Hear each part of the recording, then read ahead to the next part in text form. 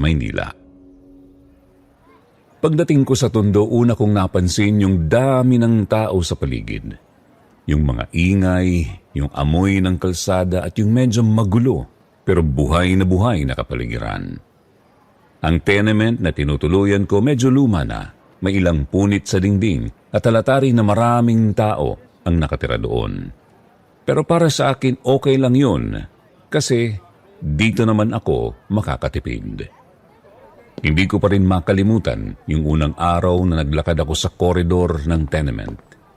May mga bata na naglalaro sa gilid, may amoy ng lutong ulam mula sa ilang kwarto, at yung tunog ng radyo o telebisyon ng mga kapitbahay na nagmumula sa iba't ibang bintana. Nakilala ko agad yung ilan sa mga kapitbahay ko. Simple lang silang lahat. Pero may kanya-kanyang kwento sa buhay na sinusubukan lang makaraos sa araw-araw. Isa sa kanila, isang matandang babae na lagi kong nakikita sa hagdan. Palaging nakangiti, kahit mukhang pagod. Yung isa naman, mga estudyanteng nag-aaral sa malapit na paaralan. Medyo maingay, pero mababait. Habang nag-iikot ako sa koridor, may narinig akong bulong mula sa isa sa mga kapitbahay. Lumapit siya sa akin. Medyo pabiro pero seryoso rin ang tono. "Be, balita ko nagpakamatay daw ang huling tumira dyan," sabi niya sa akin. Napangiti na lang ako at hindi ko na lang pinansin yung sinabi sa akin ng kapitbahay. Alam niyo po, may parte rin sa akin na iniisip na baka biro lang yun o kaya naman chismis lang. Kaya kahit medyo naiisip, sinabayan ko na lang ng ngiti at nagpasya na lang na ituon ang isip ko sa paglilipat ng gamit ko sa bagong tirahan. Yung araw na yon, masaya ako kahit nakakapagod kasi lumipat na rin ako sa sariling kwarto sa tenement. Medyo maliit lang pero para sa akin, okay na. Masarap din na kahit papaano meron akong space na pwede kong pakinabangan at pagpahingahan. Hindi ko rin pinalampas ang pagkataon na niyaya ko yung kaibigan kong si Pia na samahan ako sa paglilipat. Matagal na kaming magkaibigan ni Pia, parang magkapatid na rin sa dami ng pinagsamahan namin sa probinsya. Habang inaayos namin yung mga gamit, nagkwentuhan kami tungkol sa nangyari sa amin sa araw na yon. Kwento niya tungkol sa school at sa pamilya niya. Kwento ko naman tungkol sa buhay ko sa probinsya at kung paano ko napagpasyahan na lumipat sa Maynila. Nakakatawa din kasi habang nagkakwentuhan kami, napapansin namin yung iba't ibang tao sa tenement. Yung mga kapitbahay na parang abala sa kanilang ginagawa pero sabay-sabay rin na bumubuo ng kakaibang buhay doon. Tapos habang nasa kwarto kami at nagkakwentuhan, may narinig kaming parang umiiyak sa isang sulok ng bahay. Noong una inisip namin na baka may nagugutom na bata o kaya naman may nagsisigaw sa tabi ng hagdan. Pero medyo matagal na rin naming narinig yun kaya medyo nagulat kami. Hindi namin ma-explain kung sino o ano yung umiiyak. Bigla na lang habang nakatingin kami sa pinanggalingan ng iyak, bumukas ang isang pintuan sa koridor at kasabay noon may malakas na kalampag kami na narinig mula sa loob. Parang may bumangga sa pinto o sa dingding pero sobrang lakas ng tunog. "Hala, ano yun? Parang may ninong dumaan ah," wika ng kaibigan ko. Kaya nung narinig namin yung kalampag, sabay kaming lumabas ng kwarto para silipin kung may dumaan ba. Pero wala naman. Tiningnan namin yung koridor, yung mga kapitbahay, pati yung hagdan. Pero wala talagang anino o kahit sino. Kaya napagpasyahan na lang namin na huwag na lang namin ituon ang isip sa nangyari. Medyo kabado pero naisip namin na baka lang talagang ingay lang yun ng lumang bahay. Pagkatapos noon, umuwi na si Pia. Naiwan na lang ako sa kwarto. Inaayos ang konti kong gamit at pinapaliguan ang sarili sa pagod ng buong araw. Sa umpisa, wala naman akong napapansin na kakaiba. Ang kwarto ko tahimik at kahit medyo marumi ang paligid para sa akin, okay na. Nakatulog pa nga ako ng mahimbing kahit na may medyo kakaibang pakiramdam sa hangin. Kinagabihan, nagtrabaho ako sa maliit na kainan malapit sa tenement. Pagkatapos ng trabaho, pag-uwi ko, laking gulat ko kasi yung bintana ko bukas. Yung bintana na sigurado naman akong isinara ko bago umalis. Hindi ko na lang inisip. Hindi na rin ako nag-isip pa ng kung ano-ano at sinara ko na lang ulit. Tapos natulog na ako. Iniisip ko na baka hangin lang o kaya talagang nakaligtaan ko lang talagang isara. Ngunit sa kalagitnaan ng gabi bigla akong nagising. Ang lamig, sobrang tindi, parang nagyelo ang katawan ko. Nang tumayo ako para i-check ang bintana, napansin kong bukas ulit ito. Natigilan ako at napaisip kasi nung oras na yun sure na talaga ako na sinara ko talaga ang bintana. Pero dahil antok pa ako, sinara ko na lang at babalik na sana ako sa kama nang may napansin ako. At hindi ko inaasahan ang nakita ko. Sa gilid ng kama ko parang may nakasabit na anyo ng tao. Hindi ko sana ito papansinin pero bago ko tuluyang alisin sa isip ko, narinig ko ang isang boses. Malamig, mabagal at parang malapit lang sa tenga ko. "Huwag mong isara yung bintana. Mainit." Napatayo ako sa sobrang takot at agad kong binuksan yung ilaw sa kwarto. Pero sa sobrang gulat at kaba ko, wala naman akong nakita. Walang anino, wala talagang hugis, parang wala lang talaga. Akala ko guni-guni lang yun. Baka sobra lang yung pagod ko o baka sobrang init ng gabi at namamalikmata lang ako. Pinilit kong huminga ng malalim at bumalik sa kama. Sinusubukang kalmahin ang aking sarili. Kinabukasan, maaga akong nagising at pumasok sa trabaho. Normal lang ang araw na yon, gaya ng mga araw-araw kong routine. Nagbukas ako ng tindahan, nagbenta, nakipag-usap sa mga regular na customers at kahit medyo pagod, ramdam ko na ligtas naman ako sa araw na yon. Wala rin akong naramdaman na kakaiba habang nasa trabaho. Pagkatapos ng duty, dumaan muna ako sa bahay ni Pia. Masaya pa rin siyang nakatambay sa balcony niya. Nagkwentuhan kami tungkol sa araw namin. Ay kwento ko rin sa kanya yung nangyari kagabi.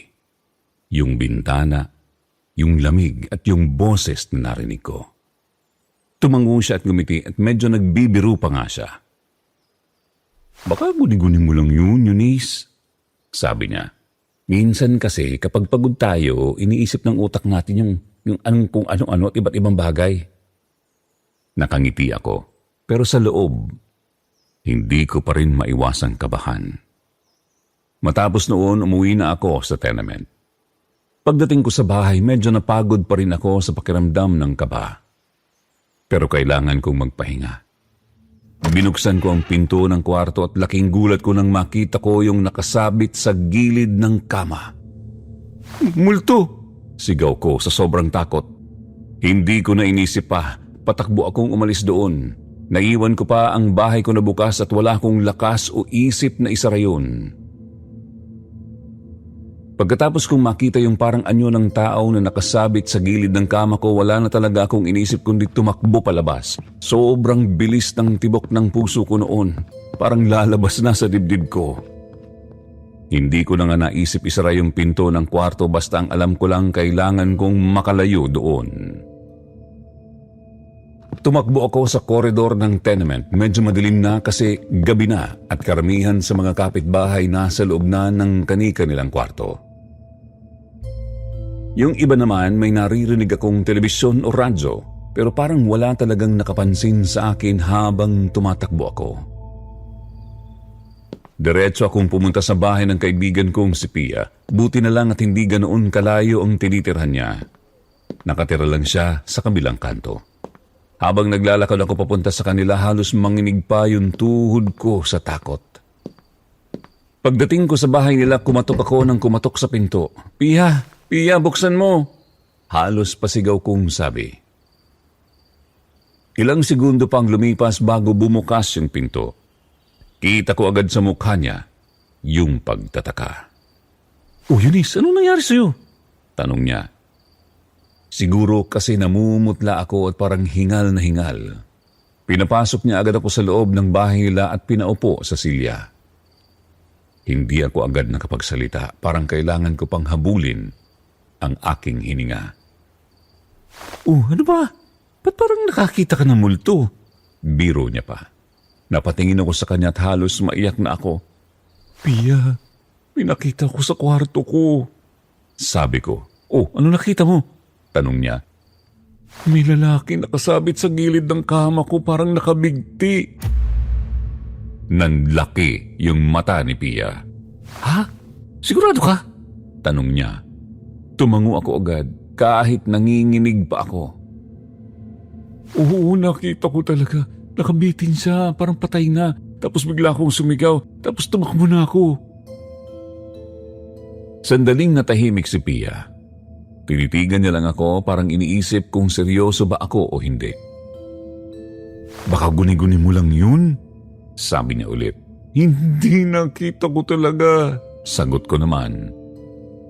Pero kahit ako, medyo nalilito na rin kasi nung isang gabi, may narinig akong boses. Tapos yung bintana na kusa na lang bumubukas, kaya may parte sa isip ko na iniisip na baka pagod lang talaga ako. Huminga ng malalim si Pia. Sige, samahan kita. Balikan natin yung kwarto mo," sabi niya. Kinabahan ako lalo. "Ayoko na doon," sabi ko agad. "Hindi natin malalaman kung ano talaga yun kung hindi natin titignan," sagot niya. Medyo matapang kasi si Pia kumpara sa akin. Kaya kahit natatakot ako, pumayag na rin ako na bumalik kami sa tenement. Habang naglalakad kami pabalik, parang ang tahimik ng paligid. Yung mga ilaw sa koridor medyo mahina at may iilang ilaw pa nga na kumikislap. Pagdating namin sa kwarto ko, bukas pa rin yung pinto. "Yan yung sinasabi ko," sabi ko kay Pia. Dahan-dahan kaming lumapit sa pinto. Siya yung naunang sumilip sa loob. "Wala naman sabi niya. "Ha?" sabi ko. Sumilip din ako sa loob ng kwarto ko. Tiningnan ko agad yung gilid ng kama ko. Wala na. Walang nakasabit o nakabigti, walang tao at walang kahit ano. Parang normal lang ulit yung kwarto ko. "Sabi ko naman sa iyo sabi ni Pia. "Baka sobrang pagod ka lang talaga." Hindi ako agad nakapagsalita kasi sigurado talaga ako na may nakita ako kanina. Pero nung sandaling yun, wala na talaga. Pumasok kami sa loob ng kwarto. Tiningnan pa ni Pia yung paligid. "Wala namang kahit ano dito," sabi niya. Tiningnan niya pa yung mga kisame. Baka daw may lubid o kung ano, pero wala naman. Unti-unti akong napaisip. "Baka nga, guni-guni ko lang," sabi ko. Sagot naman ni Pia, "Siguro nga." Medyo nahiya pa ako noon kasi napagod pa si Pia sa pagpunta doon. Pero natawa na lang din kami pagkatapos. "Sabi ko na kasi sa iyo masyado ko nagpapaniwala sa mga multo." Biro niya. Napakamot na lang ako sa ulo. "Siguro nga," sabi ko naman. Ilang sandali pa kaming nagkwentuhan sa kwarto ko para mawala yung kaba ko. Tapos umuwi na rin si Pia sa kanila. Naiwan ulit ako mag-isa sa kwarto ko. Pero sa totoo lang po, Sir Jupiter, kahit sinabi kong baka guni-guni lang yun, hindi pa rin talaga mawala sa isip ko yung nakita ko. Kasi malinaw na malinaw sa mata ko yung lalaking nakasabit. Kinabukasan, maaga akong nagising. Medyo mabigat pa rin yung pakiramdam ko pero kailangan kong pumasok sa trabaho. Normal lang ulit yung buong araw ko, parang walang nangyari. Pagkatapos ng trabaho, dumaan ulit ako sa bahay ni Pia. Nagkwentuhan kami sandali tapos sinabi niya na samahan niya daw ulit ako pauwi para hindi ako matakot. Kaya sabay kaming naglakad papunta sa tenement. Pagdating namin sa kwarto ko, ako yung nagbukas ng pinto. At doon po talaga ako napasigaw Kasi sa mismong gilid ng kama ko nandoon ulit siya, yung lalaki, nakasabit at nakabigti. Nanlaki naman ang mga mata ni Pia sa tabi ko at bigla rin siyang napasigaw. "May nagpakamatay!" sigaw naming dalawa. Noong nakita namin ni Pia yung lalaking nakabigti sa gilid ng kama ko, pareho talaga kaming napasigaw. Hindi na talaga kami nag-isip pa. Parang sabay kaming natulak ng takot palabas ng kwarto. Nauna pang tumakbo si Pia sa koridor at sumunod naman ako sa kanya.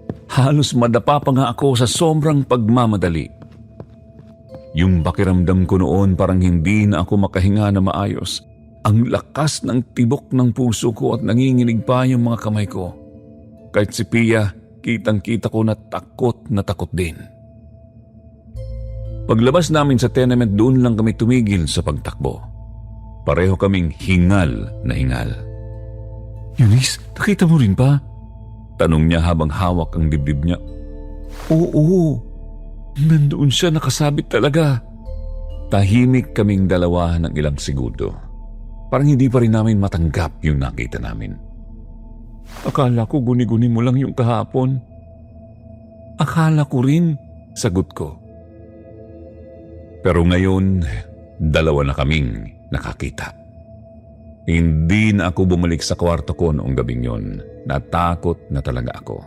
Kahit yung gamit ko naiwan doon at hindi ko na muna inisip kunin. Nakitulog muna ako sa bahay ni Pia. Buti na lang mabait yung pamilya niya at pinayagan nila ako. Pero kahit nasa ibang bahay na ako, hindi pa rin ako mapakali. Tuwing pipikit ako, naaalala ko yung itsura ng lalaking nakasabit sa gilid ng kama ko. Hindi ko rin makalimutan yung sinabi ng kapitbahay ko noong unang araw ko doon. "Be, balita ko, nagpakamatay daw ang huling tumira dyan." Nung una, hindi ko pinansin yon. Akala ko chismis lang o biro lang ng kapitbahay. Pero ngayon, parang may katotohanan na pala. 2 araw akong hindi bumalik sa tenement. Pumapasok lang ako sa trabaho tapos diretso na ulit sa bahay ni Pia. Pero habang tumatagal, lalo akong nagiging curious. Gusto ko talagang malaman kung ano yung totoo. Sa isip ko, hindi naman pwedeng basta na lang ako umalis nang hindi ko alam kung ano talaga yung nangyari doon. Kaya makalipas ang 2 araw, nagpasya ako na kausapin yung may-ari ng tenement. Kinabahan pa nga ako habang papunta sa kanya. Matanda na kasi yung may-ari at madalas siyang nakaupo lang sa labas ng building habang nagmamasid sa mga nangyayari sa paligid. Lumapit ako sa kanya. "Manong, pwede po ba akong magtanong?" sabi ko. Tiningnan niya ako. "Oh, ikaw yung bagong borda doon sa dulo ng koridor, di ba?" sabi niya. "Opo," sagot ko. Huminga muna ako ng malalim bago ako nagsalita ulit. "Manong, may nangyari po ba doon sa kwarto ko noon bago pa po ako mangupahan?" Sandaling natahimik yung matanda. Parang nag-isip siya kung sasagutin ba niya ako o hindi. "Ba't mo naman natanong?" sabi niya. Doon ko na sinabi sa kanya ang lahat. Ikinwento ko yung bintana na kusa na lang bumubukas, yung boses na narinig ko sa gabi at lalo na yung lalaking nakita namin ni Pia na nakabigti sa gilid ng kama. Habang nagsasalita ako, napansin ko na parang nagbago yung mukha ng matanda. Parang nalungkot siya. Maya-maya, napabuntong hininga siya. "Kala ko hindi na yan lalabas ulit," sabi niya. Kinilabutan ako sa narinig ko. "Manong, ibig sabihin po ba totoo?" tanong ko. Tumango siya ng dahan-dahan. "May dati akong border dyan. Taga-probinsya rin. Lalaki. Gwapo pa nga at masipag sa trabaho," sabi niya. Tahimik lang akong nakikinig. Sabi ng mga kapitbahay, mabait daw yun. Tahimik lang pero magalang. Saglit siyang tumigil bago nagpatuloy. Pero dumating yung panahon na sunod-sunod yung problema niya. Namatay daw yung mga magulang niya sa probinsya, tapos iniwan pa daw siya ng kasintahan niya. Parang nanikip yung dibdib ko habang nakikinig. Hindi niya kinaya yung mga problema, dagdag ng matanda. At isang gabi, ayun, nagbigti siya. Nanlaki yung mga mata ko. Saan po? Tanong ko kahit alam ko na ang sagot. Tumingin siya sa akin. Sa mismong kwarto na inuupahan mo ngayon. Parang nanlamig ang buong katawan ko noong marinig ko yun. Ibig sabihin yung nakita namin ni Pia, siya yun, ang lalaking nagpakamatay noon. Hindi na ako nakapagsalita agad. Parang umiikot yung paligid ko sa sobrang gulat. Pagkatapos kong makausap yung may-ari, bumalik agad ako sa bahay ni Pia.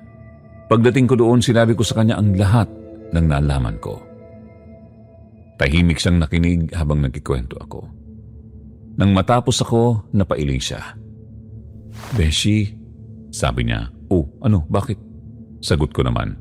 Tiningnan niya ako ng seryoso. Humanap ka na lang ng ibang kwarto, nakakatakot dun. Tahimik lang ako. Huwag ka na doon bumalik. Dagdag pa niya. At sa totoo lang po, Sir Jupiter, pagkatapos ng lahat ng nalaman ko, parang hindi ko na talaga kayang tumira ulit sa kwarto na yon. Nakakatakot pero nakakaawa rin po yung kinahinatnan ng buhay nung nagpapakita doon. Pagkatapos kong makausap yung may-ari ng tenement at malaman yung totoo tungkol sa lalaking nagbigti doon sa kwarto ko, parang hindi na talaga ako mapakali. Kahit nasa bahay ako ni Pia, pakiramdam ko parang may mabigat na nakadagan sa dibdib ko. Kaya nagpasya na talaga ako na umalis na doon sa tenement. Sabi ko sa sarili ko, hindi ko na kayang bumalik doon para tumira pa. Pero siyempre, kailangan ko pa rin kunin yung mga gamit ko na naiwan doon sa kwarto. Kahit kaunti lang naman yon, mahalaga pa rin sa akin. Kaya isang umaga, nagpasama ulit ako kay Pia para bumalik sa tenement. Medyo kabado pa rin ako habang naglalakad kami papunta roon.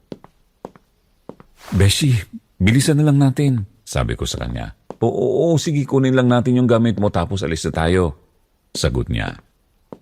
Pagdating namin sa tenement, napansin ko na parang normal lang ulit ang lahat. May mga batang naglalaro sa koridor, may mga kapitbahay na nagluluto, at may naririnig pang radyo mula sa ibang kwarto. Pero kahit ganoon, hindi pa rin mawala yung kaba ko. Dahan-dahan kong binuksan yung pinto ng kwarto ko. Tahimik. Wala naman akong nakita agad na kakaiba. Bilisan mo na, sabi ni Pia habang nakatayo sa may pinto. Oo, sandali lang, sagot ko naman. Pumasok ako sa loob. Sa totoo lang, natatakot talaga ako pero pumasok pa rin ako at nagsimula na akong magligpit ng gamit. Yung mga damit ko nilagay ko sa bag. Yung ibang gamit ko naman, inilagay ko sa maliit na kahon. Habang nagliligpit ako, pilit kong iniiwasan na tumingin sa gilid ng kama ko kasi doon ko siya unang nakita. Pero hindi ko napigilan. Parang may humila sa mata ko para tumingin doon at doon ko ulit siya nakita. Yung lalaki. Nakasabit ulit siya sa gilid ng kama ko, tahimik lang siya. Nakayuko ang ulo na parang wala ng buhay ang katawan. Nanlamig yung buong katawan ko nang makita ko siya. Pero alam niyo po, Sir Jupiter, hindi na ako sumigaw noon. Hindi na rin ako tumakbo. Siguro kasi pagod na rin ako sa takot. Tiningnan ko lang siya ng ilang segundo. Parang gusto kong makasiguro kung totoo ba talaga yung nakikita ko. Pero pagkatapos noon, bumuntong hininga na lang ako. Hindi ko na siya pinansin. Pinagpatuloy ko na lang ang pagligpit ng mga gamit ko. Parang sinabi ko na lang sa sarili ko na hindi ko na hahayaang takutin ako ulit ng multong yun.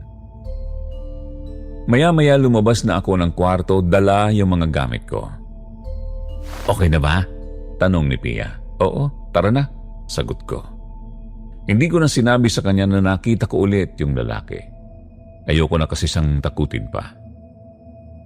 Simula noon, hindi na ako bumalik sa tenement na yon. Nakahanap ako ng ibang matitirhan na mas tahimik at mas maayos ang pakiramdam ko. Lumipas ang ilang buwan at minsang naalala ko pa rin yung nangyari doon. Isang araw may nakasalubong akong dating kapitbahay mula sa tenement. Nagkwentuhan kami sandali at doon niya nabanggit na pinabindisyonan na daw yung buong tenement. May pari daw na pumunta doon para basbasan yung mga kwarto. Pero sabi niya kahit nabindisyonan na daw yung lugar, may mga tao pa rin na nagsasabing nagpapakita pa rin daw yung lalaking nakabigti. Minsan daw may nakakarinig ng iyak sa gabi. Minsan naman may nakakakita ng anino sa koridor. Doon ko lalo naisip na baka talagang hindi pa rin matahimik yung kaluluwa ng lalaking yun. Hindi nagtagal, nalaman ko rin na binenta na daw ng may-ari yung tenement. Siguro natakot na rin siya o baka wala na ding gustong tumira doon. Lumipas sa mga taon, busy na rin ako sa buhay at sa trabaho kaya bihira ko na lang maalala yung nangyari sa akin noon. Hanggang sa isang araw may narinig akong balita mula sa isang kakilala. Yung dating tenement daw sa Tondo, giniba na. At sa lugar na yon nagtayo daw ng isang maliit na simbahan. Nung una nagulat ako kasi doon mismo sa lugar kung saan ako nakaranas ng napakatinding takot. Pero sabi ng kakilala ko simula nang naging simbahan daw yung lugar, wala na raw nakakita sa lalaking nakabigti. Wala na raw nagpapakita, wala na raw mga kakaibang pangyayari sa gabi. Parang tuluyan ang natahimik yung lugar. Nung narinig ko yon, parang gumaan yung pakiramdam ko. Inisip ko na baka sa wakas nakahanap na rin ng kapayapaan yung kaluluwa ng lalaking yon. At sa karanasan ko pong iyon, Sir Jupiter, may isang bagay akong natutunan. Minsan, may mga kaluluwa na hindi agad matahimik dahil sa sobrang sakit na pinagdaanan nila sa buhay. Hindi natin alam kung gaano kabigat yung problema ng isang tao. Kaya kung may maibibigay akong payo sa mga nakikinig ngayon, ito po yun. Kung may problema kayo, huwag niyong sarilinin. Maghanap kayo ng taong mapagsasabihan ninyo, kaibigan, pamilya o kahit sino na handang makinig. Kasi minsan yung simpleng pakikinig lang ng ibang tao, malaking tulong na para hindi tayo tuluyang mawalan ng pag-asa sa buhay. At hanggang ngayon po, Sir Jupiter, kapag naaalala ko yung lalaking nakita ko sa gilid ng kama ko, ipinagdarasal ko na lang na sana payapaan na siya kung nasaan man siya ngayon. Alam niyo po, Sir Jupiter, bago nangyari sa akin yung lahat ng yun, hindi talaga ako yung taong madaling maniwala sa mga multo o sa mga kwento tungkol sa mga nagpapakita. Para sa akin, para mga kwento lang yun ng pananakot o pampalipas ng oras. Pero nang maranasan ko mismo yung nakita ko sa tenement na yun, doon ko naisip na may mga bagay pala talaga sa mundo na hindi natin kayang ipaliwanag agad. Pero higit pa doon, mas naisip ko yung kwento ng lalaking nagbigti. Sa totoo lang po, Sir Jupiter, nung una ko siyang makita, puro takot lang ang naramdaman ko. Sobrang natakot ako sa itsura niya. Sa bigla niyang pagpapakita at sa lahat ng nangyari sa kwarto ko. Pero nung nalaman ko na yung totoong nangyari sa kanya na iniwan siya ng kasintahan at namatayan pa siya ng mga magulang, parang napaisip ako. Siguro sobrang bigat na talaga ng nararamdaman niya noon. Siguro pakiramdam niya wala na siyang kakampi. Siguro pakiramdam niya nag-iisa na lang siya sa mundo. At minsan po, Sir Jupiter, may mga tao talagang dumadaan sa ganoong punto sa buhay. Yung tipong parang sabay-sabay ang problema at hindi na nila alam kung paano haharapin. Doon ko naisip na napakahalaga pala talaga ng may taong handang makinig sa atin. Kahit simpleng kaibigan lang na makakausap natin, malaking bagay na yun. Kung tutuusin po, buti na lang din at may kaibigan akong tulad ni Pia. Kahit natatakot din siya, hindi niya ako iniwan. Sinamahan niya ako pabalik sa tenement at pinatuloy niya ako sa bahay nila at nakinig siya sa mga kwento ko. Siguro kung wala siya, baka mas lalo akong natakot o baka hindi ko kinaya yung nangyari. Kaya para po sa lahat ng nakikinig ngayon, gusto ko lang pong sabihin ito. Minsan, yung mga taong mukhang matibay at tahimik, sila pa yung may pinakamabigat na dala sa loob nila. At kung kayo naman po ay may pinagdadaanan ngayon, huwag niyo pong isipin na kayo lang mag-isa. Huwag niyo pong kimkimin lahat. O maghanap po kayo ng taong mapagkakatiwalaan ninyo. Maaaring kaibigan, kapamilya o kahit sino na handang makinig. Kasi minsan ang kailangan lang natin ay may makakausap para gumaan kahit kaunti ang pakiramdam natin. Isa pa pong natutunan ko sa karanasan ko na yun ay ang kahalagahan ng pananampalataya. Nung nalaman ko na ginawang simbahan yung dating tenement, parang natuwa ako kahit papaano kasi iniisip ko na baka sa wakas nakahanap na ng kapayapaan yung kaluluwa ng lalaking yun. At para sa akin, magandang paalala yun na kahit gaano pa kabigat ang problema sa buhay, may pag-asa pa rin. May paraan pa rin para magsimula ulit. Kaya Sir Jupiter, sa lahat po ng nakikinig ngayon, sana magsilbing paalala ang kwento ko. Alagaan natin ang isa't isa. Makinig tayo sa mga taong nangangailangan ng kausap. At huwag tayong mawalan ng pag-asa kahit gaano pa kahirap ang sitwasyon. Sa huli, ang buhay ay mahalaga. Ang bawat isa sa atin ay may dahilan kung bakit tayo nandito sa mundong ito. Grabe, unbelievable, di ba? Narinig mo yun? Tama naman ang sinabi ni letter sender. Kapag may problema tayo, huwag nating isipin na mag-isa lang tayo. Always pray to God. Siya ang pangunahin nating santigan. Anong sa inyo ha sa istoryang ito? Pero teka muna, huwag muna kayong alis. May susunod pa tayong kwento.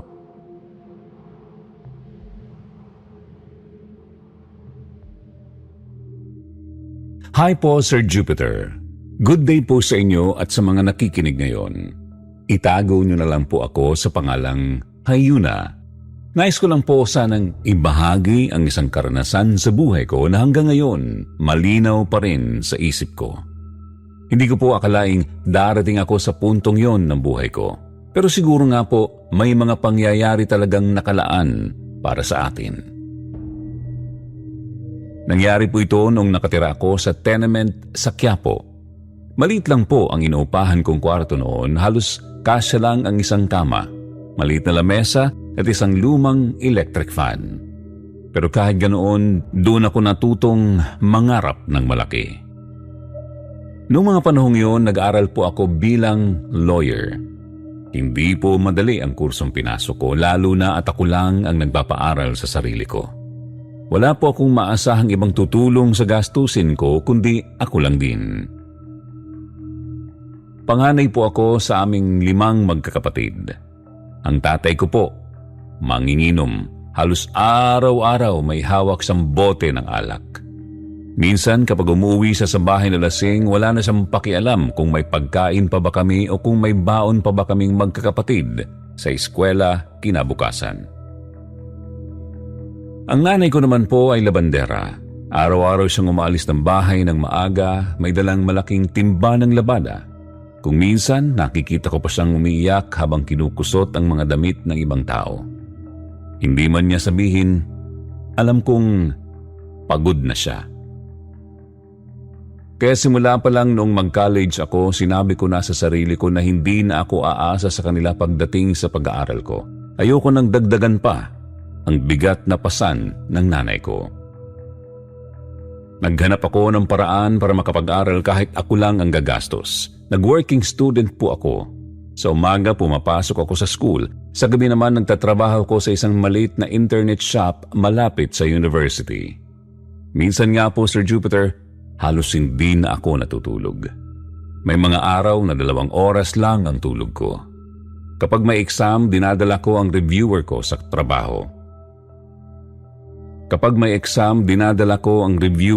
trabaho. Kapag wala masyadong customer, doon ako nagbabasa. Ang pagkain ko rin noon, tipid na tipid. Madalas 1 beses lang ako kumain na maayos sa isang araw. Kapag gibit na talaga, pansit canton o kaya tinapay lang ang kinakain ko. Hindi ko rin po nakakalimutang magpadala kahit kaunting pera sa bahay namin.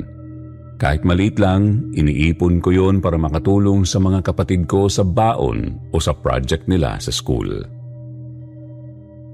May mga pagkakataon din na gusto ko na lang sumuko, lalo na kapag nakikita ko ang mga kaklase ko na may baon na pagkain, may allowance at may mga magulang na naghahatid sa kanila sa school. Samantalang ako, mag-isa lang. Pero tuwing naaalala ko ang nanay ko na maghapon nakababad ang kamay sa tubig at sabon, bigla akong nagkakaroon ulit ng lakas ng loob. Sinasabi ko sa sarili ko na kailangan kong makatapos. Hindi lang para sa sarili ko, kundi para sa pamilya ko rin. May isa po akong kaibigan noon sa school na laging nakakapansin kung gaano ako kabisi at kapagod. Madalas kaming magkasabay kumain sa karinderya sa tapat ng campus. Siya yung tipo ng kaibigan na tahimik lang pero ramdam mong concern sa'yo. Isang hapon, pagkatapos ng klase namin, naupo kami sa bangketa habang kumakain ng ting 10 pisong siomao rice. Pagod na pagod ako noon, halata siguro sa mukha ko. Matagal niya akong tinitigan bago siya nagsalita. "Be," sabi niya sa akin habang hawak ang plastic ng pagkain. Tumango lang ako habang umunguya. "Be, napapansin ko kasi parang wala ka ng pahinga." Ngumiti lang ako kahit alam kong halata ang pagod ko. Hindi ko rin kasi ugaling magreklamo sa iba. Sanay na akong sarilinin ang mga problema ko. Pero siguro may mga pagkakataon talaga na kahit anong pilit mong maging matatag, may makakapansin pa rin. Tumingin siya sa akin ng seryoso tapos umiling siya ng bahagya. "Babe, buti kinakaya mo ang lahat ng gastusin mo." Wika sa akin ng kaibigan ko. Tumango lang po ako sa sinabi ng kaibigan ko noon, Sir Jupiter. Ngumiti lang ako ng kaunti kahit pagod na talaga ako. Hindi na rin ako nagsalita dahil hindi ko naman alam kung ano pa ang sasabihin ko. Sanay na kasi akong kimkimin na lang ang mga pagod at problema ko. Sa totoo lang po, yun na talaga ang naging buhay ko noong mga panahong yun. Aral, trabaho, tapos aral ulit. Tuwing umaga hanggang tanghali ang pasok ko sa school. Scholar po kasi ako, kaya talagang pinagbubutihan ko ang pag-aaral ko. Alam ko kasing kapag bumaba ang grades ko, pwede akong mawalan ng scholarship. Kapag nangyari yun, siguradong hindi ko nakakayaning ipagpatuloy ang aking pag-aaral. Kaya kahit puyat ako madalas, pinipilit kong pumasok ng maaga. Madalas nga po ako pa ang unang dumarating sa classroom. May dala akong lumang notebook at ilang ballpen na halos maubos na ang tinta. Habang naghihintay sa professor, nagre-review na ako ng mga notes ko. Ayoko talagang masayang ang pagkakataong ibinigay sa akin. Pagkatapos naman ng klase ko ng tanghali, hindi ako tulad ng ibang kaklase ko na pwedeng umuwi agad o tumambay sa mall. Ako po, diretso na ako pumupunta sa trabaho ko. May isang maliit na sari-sari store malapit sa tenement kung saan ako nagtatrabaho. Doon ako pumapasok mula 2:00 ng hapon hanggang 6:00 ng gabi. Hindi naman kalakihan ang sahod ko roon pero malaking tulong na rin yon sa panggastos ko sa araw-araw. Doon ko kinukuha ang pambili ko ng pagkain, pamasahe at minsan pati pang-print ng mga requirements sa school. Ang trabaho ko doon simpleng bantay lang ng tindahan. Nagbebenta ng soft drinks, sigarilyo, dilata at kung ano-ano pang pang-araw-araw na kailangan ng mga tao sa lugar. May mga araw na sobrang daming bumibili, lalo na kapag hapon na at nagsisiuwian na ang mga tao galing trabaho. May mga araw din na tahimik lang. Kapag ganoon, naglalabas ako ng notebook at nag-aaral habang naghihintay ng customer. Mabait naman po ang may-ari ng tindahan. Pinapayagan niya akong magbasa ng notes ko basta hindi ko napapabayaan ang tindahan. Pagkatapos ng duty ko ng 6:00 ng gabi, hindi pa doon natatapos ang araw ko. Dumadaan pa po ako sa tutor ko. May isa kasi akong subject na nahihirapan talaga ako kaya naghanap ako ng tutor na pwedeng tumulong sa akin. Hindi rin naman ganoon kamahal ang bayad ko sa kanya dahil alam naman niyang working student ako. Sa maliit niyang apartment kami nagkikita para mag-review. Minsan, 1 oras lang, minsan umaabot ng 2 oras, depende sa dami ng kailangan naming pag-aralan. Kapag tapos na ang session namin, saka pa lang ako uuwi sa inuupahan kong kwarto sa tenement. Madalas, 8:00 na ng gabi ako nakakauwi. Pagdating ko sa kwarto, mabilis lang akong kakain ng hapunan kung may natira pa akong pagkain. Minsan, tinapay lang o instant noodles. Pagkatapos kumain, mag-aaral ulit ako. Ganito po ang naging routine ko, araw-araw. Pagod man ang katawan ko, pinipilit kong kayanin dahil alam kong ito lang ang paraan para makaahon ako sa buhay. Nung unang mga linggo ko sa tenement, wala naman po akong napansin na kakaiba. Tahimik naman ang lugar kapag gabi. Paminsan-minsan lang may maririnig kang nag-uusap sa labas o kaya mga batang naglalaro sa koridor. Sanay na rin ako sa mga ingay ng lungsod, mga tricycle na dumadaan, aso na tumatahol at kung minsan may mga taong nagiinuman sa kanto.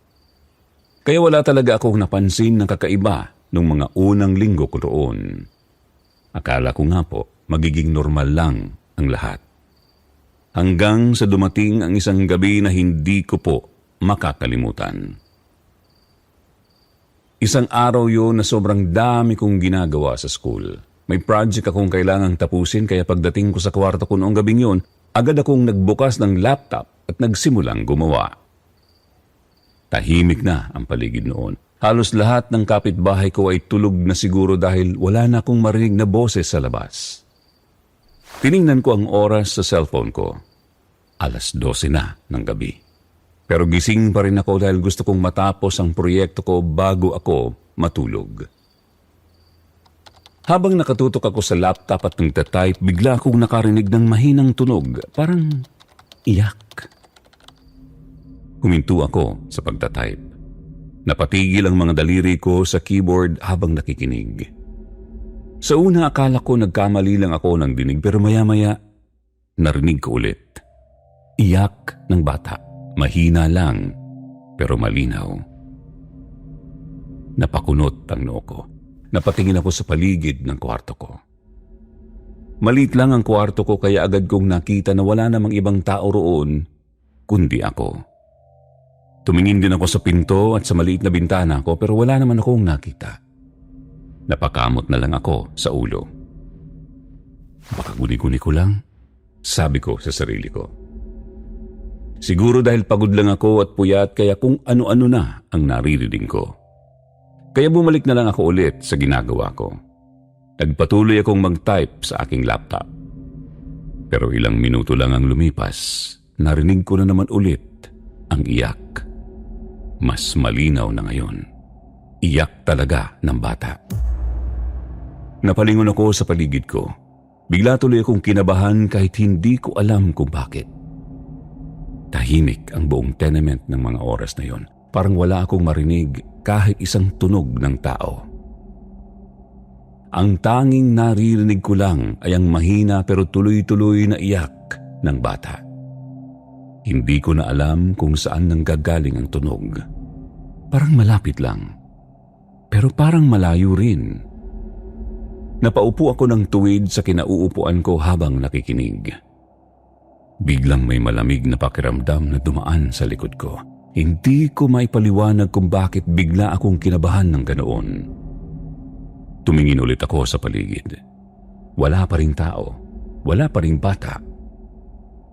Kaya lalo akong naguluhan. Sinubukan kong baliwalain na lang ulit yun. Baka talagang pagod lang ako pero habang nag-iisip ako kung magpapatuloy pa ba ako sa ginagawa ko o matutulog na lang, bigla na lang may sumigaw. Malakas at halos ikagulat ko. "Tama na, wag mo na kaming saktan ng anak ko!" Sigaw ng isang boses at napatayo ako sa kinauupuan ko dahil sa gulat. Napatalon po talaga ako sa kinauupuan ko, Sir Jupiter. Mabilis ang tibok ng puso ko noon. Hindi ko inaasahan na may maririnig akong ganoong sigaw sa kalagitnaan ng gabi. Napatingin ako sa pintuan ng kwarto ko. Tahimik ulit ang paligid pero ramdam ko na parang may kakaiba na nangyayari. Hindi ko alam kung saan nanggagaling ang sigaw na yun, kaya napalakas din ang boses ko. "Sino yan?"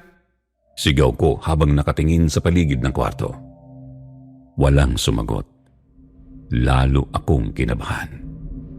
Tumayo ako sa kinauupuan ko at dahan-dahang lumapit sa pinto ng kwarto. Akala ko kasi baka may kapitbahay lang na nag-aaway o may nangyayaring gulo sa labas ng tenement.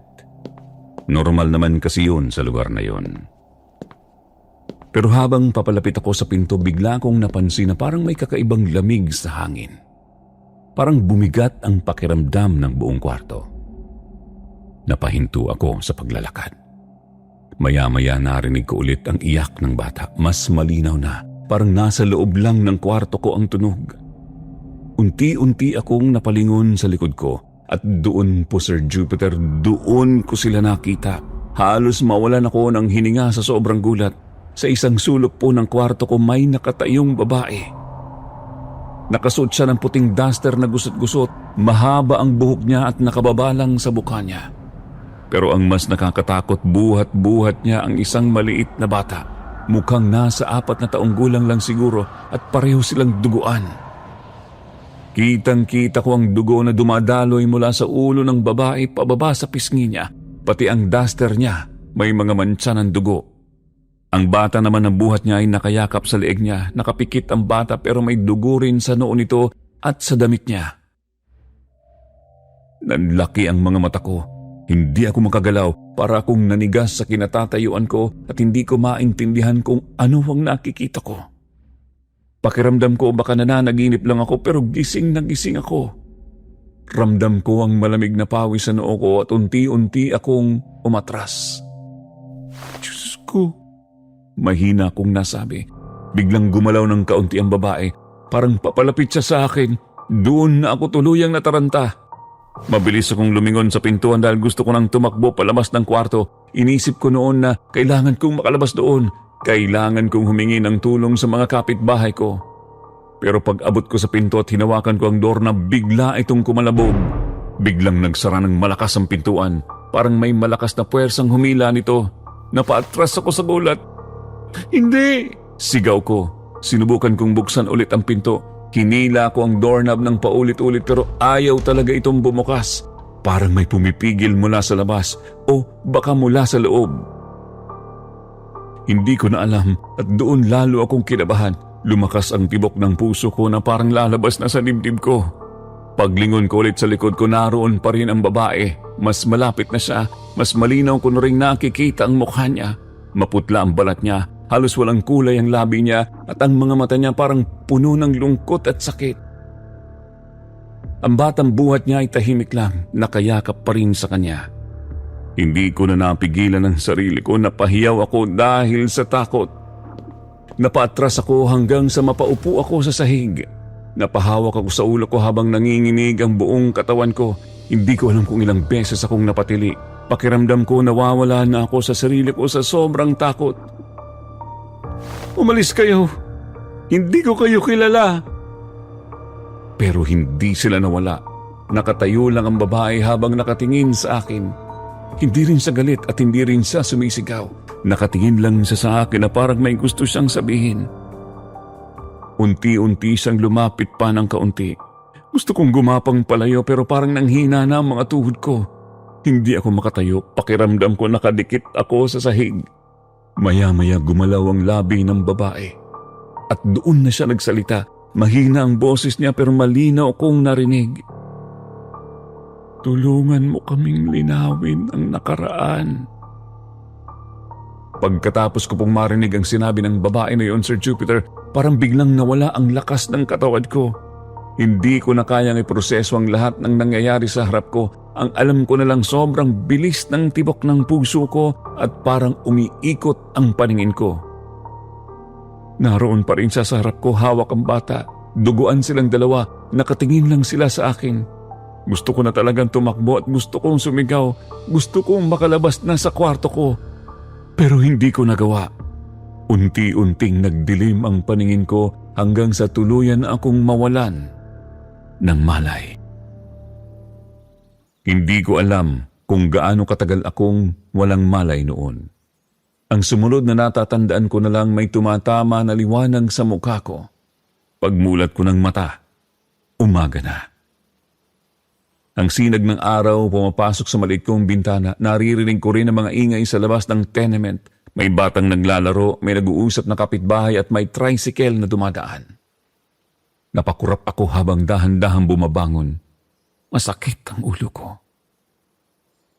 Napahawak ako sa noo ko habang pilit kong inaalala ang nangyari kagabi. Unti-unti pumasok sa isip ko ang mga alaala. Ang iyak ng bata, ang sigaw ng babae at ang itsura nilang dalawa na duguan. Napailing ako. Panaginip lang siguro yun, sabi ko sa sarili ko. Sinubukan kong kumbinsihin ang sarili ko na baka dala lang yun ng pagod at puyat. Baka sobra lang talaga ang stress ko sa school at trabaho. Habang iniisip ko yun, napahiga ulit ako sa kama. Pero ilang segundo lang ang lumipas, may napansin akong kakaiba. May bigat sa tiyan ko, parang may nakapatong. Napakunot ang noo ko at dahan-dahan akong tumingin pababa. At doon, Sir Jupiter, halos tumigil ang tibok ng puso ko. May batang nakapatong sa tiyan ko. Ang batang nakita ko kagabi, nakatitig siya sa akin habang nakangiti. Lalaki ang mga mata ko. Napasigaw ako habang biglang napaupo sa kama. Napaatras ako hanggang sa dulo ng kama habang nanginginig. Ang bata naman ay nakaupo lang sa kama ko at nakatingin pa rin sa akin. Ngayon wala na siyang dugo sa mukha pero sigurado akong siya yung batang nakita ko kagabi. Hindi ako makapaniwala sa nakikita ko. Bigla namang may narinig akong pamilyar na boses. Shh! Huwag ka maingay. Dahan-dahan akong napalingon sa gilid ng kwarto at naroon ang babae. Nakatayo lang siya malapit sa pinto ng kwarto ko. Nakasuot pa rin siya ng puting duster, pero ngayon hindi na duguan. Mahaba pa rin ang buhok niya at maputla pa rin ang balat niya. Pero malinaw sa akin na hindi siya normal na tao. Multo siya at doon lalong lumakas ang kaba ko. Pakiramdam ko gusto ko na namang mawalan ng malay, pero pinilit kong pigilan ang sarili ko. Huminga ako ng malalim kahit nanginginig ang boses ko. Ano ba ang kailangan niyo po sa akin? Tanong ko. Tahimik silang dalawa. Ang bata ay nakaupo lang sa kama habang nakatingin sa akin na parang wala lang. Ang babae naman dahan-dahang lumapit. Ihingi kami ng tulong sa iyo, sabi niya. Napakunot ang noo ko.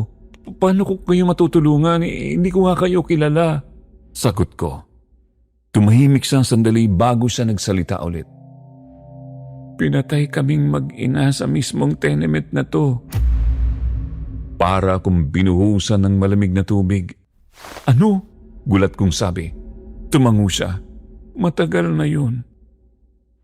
Pero hanggang ngayon hindi pa rin nalilinaw ang nangyari sa amin. Hindi ako makapaniwala sa naririnig ko. Pakiramdam ko na nanaginip pa rin ako pero gising ako. Ramdam ko ang lamig ng hangin sa kwarto ko at ang kaba sa dibdib ko. Pero bakit ako? Tanong ko, tumingin sa diretso sa mga mata ko. Basta, tsaka ang asawa ko ang nakulong sa kasong yun. Siya ang napagbintangan na pumatay sa amin. Sabi niya. Mas lalo akong nagulat. At inosente siya. Napabuntong hininga ako habang napahawak sa ulo ko. Sandali lang, sabi ko. Ang dami niyo naman sinasabi. Hindi ko alam kung ano ang iisipin ko. Multo ang kausap ko at gusto nila akong tulungan ko sila sa isang kaso ng pagpatay. Ano naman po ang may tutulong ko sa inyo? Tanong ko, doon sa bahagyang ngumiti. Hindi ba nag-aaral ka ng abogasya? Sabi niya. Nanlaki ang mga mata ko. Paano mo nalaman yun? Tanong ko. Hindi siya sumagot. Sa halip ay sinabi niya, tulungan mo kaming makuha ang ustisya. Tulungan mo ring mapakawalan ang asawa ko. Napatayo ako sa kama dahil sa gulat. Hindi pwede yun. Sabi ko agad. Estudyante pa lang po ako. Wala akong kapangyarihan para gawin yun. Umiling ako habang paatras na naglalakad. Hindi ko kayo matutulungan. Humanap na lang po kayo ng iba. Sinubukan ko silang baliwalain. Kinuha ko ang bag ko at kunwari naghahanda akong pumasok sa school. Pero kahit saan ako lumingon, naroon pa rin sila. Kapag nasa banyo ako, bigla ko makikita ang bata sa salamin. Kapag naglalakad ako sa koridor ng tenement, makikita ko ang babae na nakatayo sa dulo. Kapag nag-aaral ako sa gabi, maririnig ko na naman ang mahina nilang boses. Hindi ako tinantanan. Araw-araw akong ginugulo. Hindi na ako makatulog ng maayos at hindi na ako makapag-focus sa pag-aaral ko. Hanggang sa isang gabi, sobrang pagod at galit na ako. Nakatayo sila sa harap ko sa kwarto ko. Tumingin ako sa kanila nang may halong inis at takot. "Fine!" sigaw ko. "Tutulungan ko kayo pero after this, tantaran nyo na ako, ha?" Pagkasabi ko ng mga salitang yon, Sir Jupiter, napansin ko agad ang pagbabago sa mukha ng babae. Kanina ay parang malungkot at pagod ang itsura niya, pero ngayon parang may konting saya na lumitaw sa mga mata niya. Ang bata naman na kasama niya biglang ngumiti. Hindi na yun yung nakakatakot na ngiti na nakita ko noong una. Parang lang siyang normal na bata na natuwa. "Salamat," sabi ng babae sa mahina niyang boses. Pagkatapos ay itinuro niya ang sahig sa tabi ng kama ko. "May kailangan kang hanapin," sabi niya. Napatingin siya sa sahig. "Diyan," dagdag niya habang nakaturo sa ilalim ng kama ko. Medyo naguluhan ako, pero lumuhod ako at sinilip ang ilalim ng kama. Wala naman akong nakita agad. "Semento lang yan," sabi ko, pero nagsalita ulit ang babae. "May nakatago dyan." Kaya kumuha ko ng maliit na kutsilyo na ginagamit ko sa pagbukas ng mga delata at sinubukan kong kalkalin ng kaunti ang bahagi ng semento sa ilalim ng kama na sira na. Sa una, akala ko wala talaga. Pero maya-maya may naramdaman akong matigas na bagay. Mas lalo kong hinukay ng kaunti hanggang sa may lumabas na plastic. Kinabahan ako habang hinihila ko yun palabas. Nang tuluyan ko itong mahugot, nakita ko na may nakabalot na bagay sa loob ng plastic. Dahan-dahan ko itong binuksan. At doon po, Sir Jupiter, napalunok ako sa nakita ko. Isang kutsilyo. May mga bakas pa ng dugo sa talim nito. Kasama rin sa loob ng plastic ang isang lumang litrato. Kinuha ko ang larawan at tiningnan ko. Nanlaki ang mga mata ko. Ang nasa larawan ay ang babae at ang batang multo na nakikita ko. Masaya sila sa litrato. Yakap ng babae ang bata habang nakangiti sila pareho. Doon ko tuluyang naintindihan na totoo lahat ng sinabi nila. Kaya't hindi ako nagaksaya ng oras. Kinabukasan, dumiretso ako sa presinto. Bitbit ko ang plastic na may laman na kutsilyo at larawan.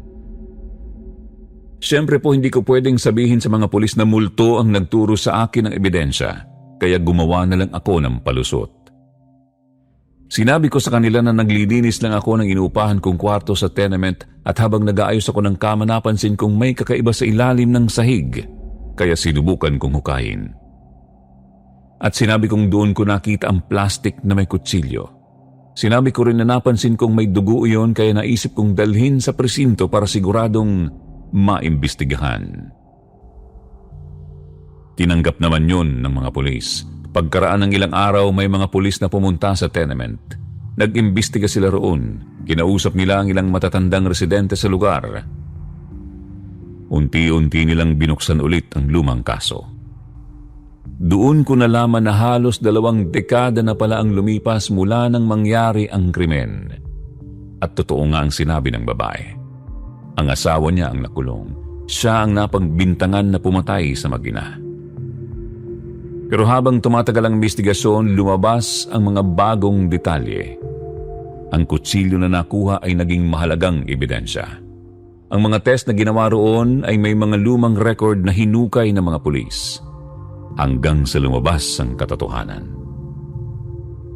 Inosente ang lalaking nakulong. Halos 20 taon siyang nakulong sa kasong hindi naman pala niya ginawa.